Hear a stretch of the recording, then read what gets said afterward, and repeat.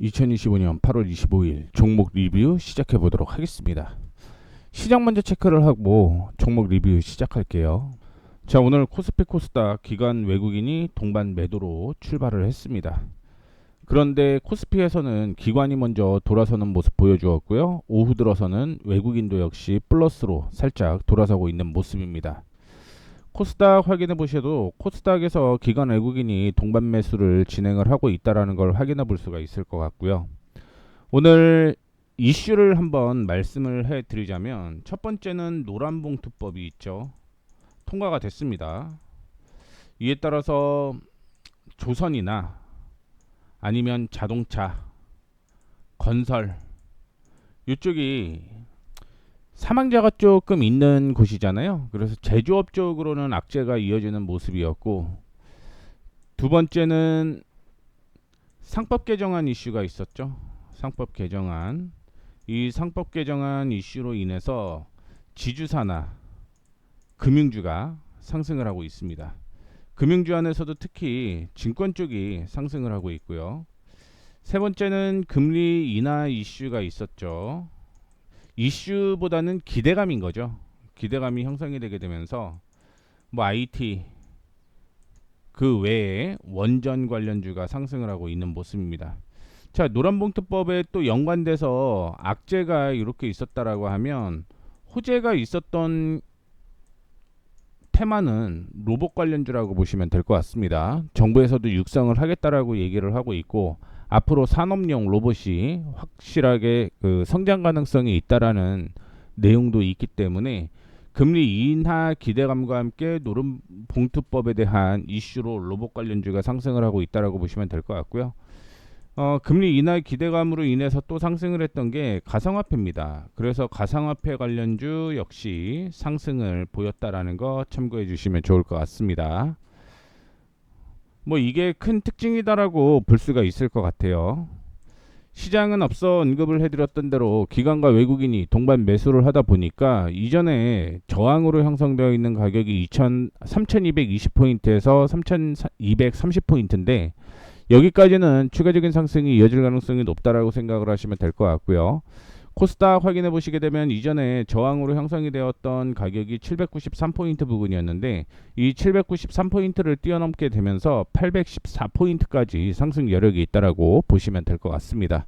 아직까지는 코스피, 코스닥 추가적인 상승 가능성이 있다라고 보고 있는데, 문제는 오늘 한미 정상회담이 있죠. 네 번째 이슈라고 볼 수가 있을 것 같은데, 한미 정상회담에서 LNG에 대한 내용은 빠질 가능성이 있어요. 그래서 알래스카 LNG 관련주들이 오늘 약세를 보여주고 있고요.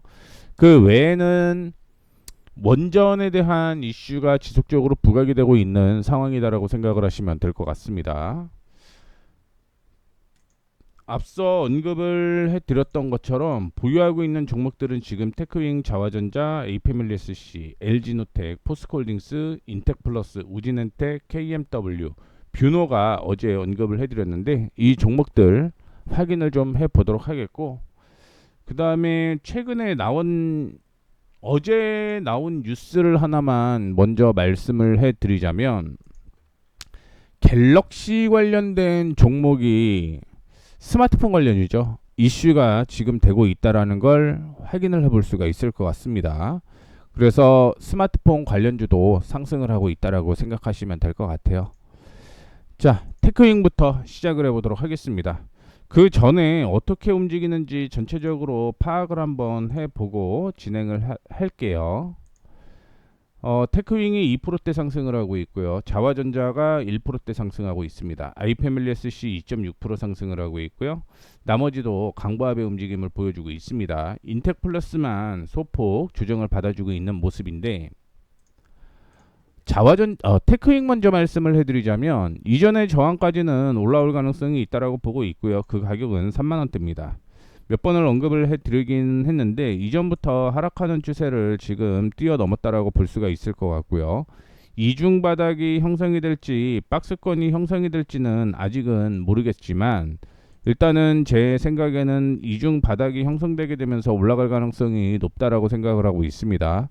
오늘 기관과 외국인이 동반 매수를 하면서 주가가 상승을 하고 있는 모습을 보여주고 있고요. 결국은 3만 원을 돌파 시도는 하기는 할 것 같습니다. 다만 3만 원을 완벽하게 돌파를 하는지의 여부에 따라 추가적인 상승이 이어질 수 있는지를 좀 얘기를 해드리도록 할 텐데, 여전히 제가 목표하는 건 36,500원을 언급을 해드릴 수가 있을 것 같고요. 그 전에 32,700원 부근이 단기적인 저항으로 형성이 되어 있다라고 보시면 될 것 같습니다. 저는 36,500원을 목표가로 제시를 해드렸습니다. 현재 2%대 수익 나고 있다라는 거는 참고해 주시면 좋을 것 같고요. 다음으로는 자화전자입니다. 자화전자도 스마트폰 관련주죠. 물론 스마트폰에서 전장 부품 이슈가 있는 종목이긴 하지만 주봉상으로 보게 되면 이중 바닥이 형성되게 되면서 주가가 상승하는 모습을 보여주고 있다라는 걸 확인을 해볼 수가 있을 것 같고요. 제가 단기적으로 21,500원을 언급을 해드렸는데 21,500원대까지는 여전히 상승 여력이 있다라고 생각을 하시면 될 것 같습니다. 그 다음에 아이패밀리SC를 제가 지난 금요일 날 언급을 해드린 게 26,500원대까지는 상승 여력이 있습니다라고 얘기를 해드렸습니다.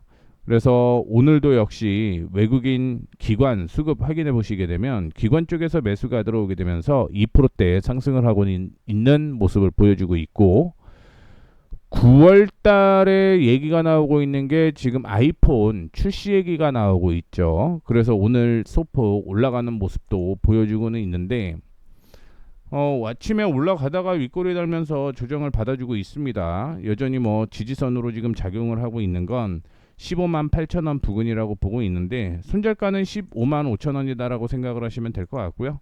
단기적으로 16만 2,600원 정도가 박스권으로 움직이는 가격이다라고 생각을 하시면 될 것 같습니다.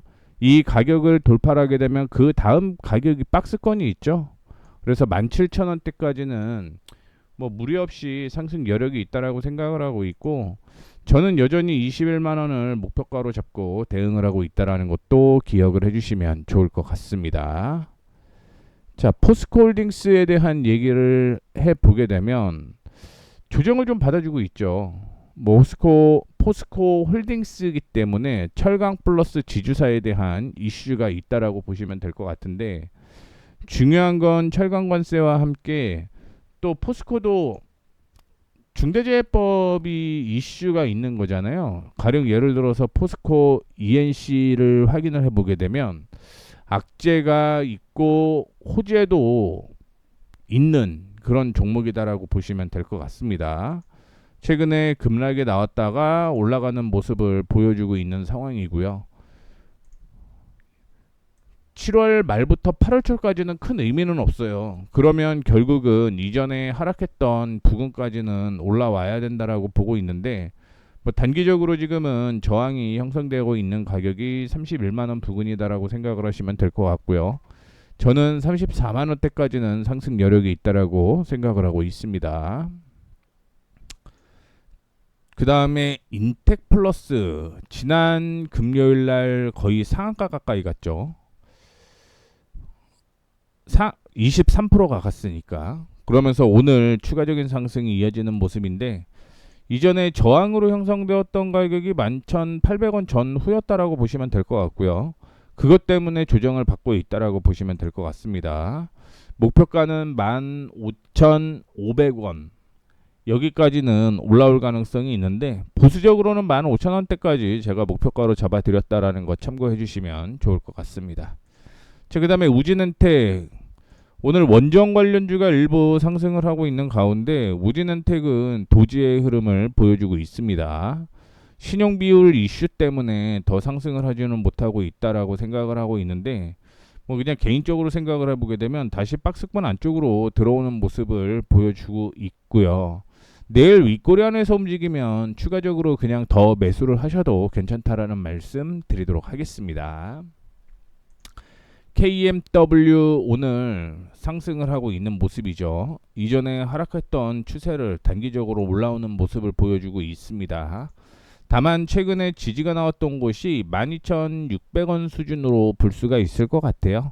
그래서 12,600원 부근대까지 올라왔다 조정받고 있는 모습인데, 뭐 수급적인 흐름으로 보게 되면 외국인 쪽에서 매수세가 이어지고 있는 모습 보여주고 있기 때문에 큰 무리는 없다. 다만 전환사채가 나올 물량이 여전히 존재를 한다라는 것까지 말씀을 해드리도록 하겠고요.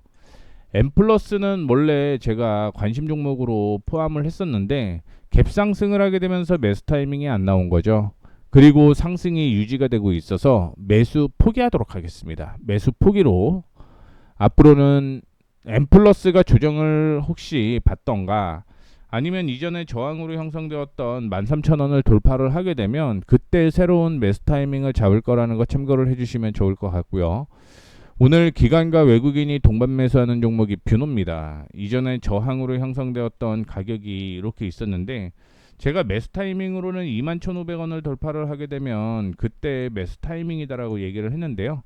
21,500원을 돌파를 하지 못했다라는 걸 확인해 볼 수가 있을 것 같습니다. 21,500원, 22,500원 분할로 매수하라고 언급을 해드렸고요. 목표가는 27,000원 제시를 해드렸는데 27,000원이면 여기죠. 근데 오늘은 저항을 돌파를 못했기 때문에 내일까지 끌고 가는 전략으로 진행을 해보도록 하겠습니다. 보유하고 있는 종목은 일주일 정도를 까지는 볼게요.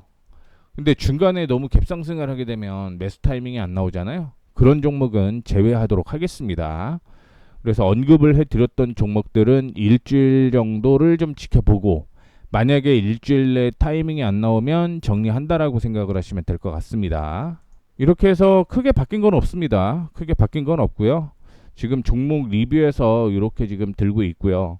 그러면 이 종목 리뷰는 뭘로 하는 건데 이렇게 물어보시는 분들을 위해서 말씀드리자면 관심 종목은 제가 쇼츠로 올려드리고 있죠. 그 쇼츠를 그냥 올려드리는 거에서 끝나는 게 아니라 이 쇼츠에서 나왔던 종목이 어떻게 진행이 되고 있는지까지 말씀을 해드리는 거니까 이 점 참고해 주시면 좋을 것 같고요.